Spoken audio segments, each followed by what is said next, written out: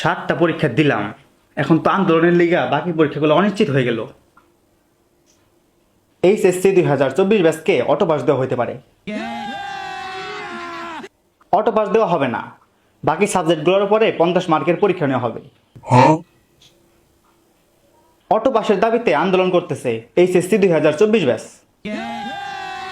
আমাদের দাবি মানতে হবে। এক দফা এক দাবি। এইচএসসি পরীক্ষা বাতিল করা হয়েছে। পরীক্ষার ফলাফল কিভাবে দিবে সেই সিদ্ধান্ত এখনো নেওয়া হয় নাই। না হোক, বাকি পরীক্ষাগুলো যে হবে না এইটাই তো অনেক। সমন্বয়ক হাসনাত আব্দুল্লাহ বলল যে পরীক্ষা বাতিল করাতে বাধ্য করা হয়েছে, এর মানে পরীক্ষা বাতিল নাও হইতে পারে।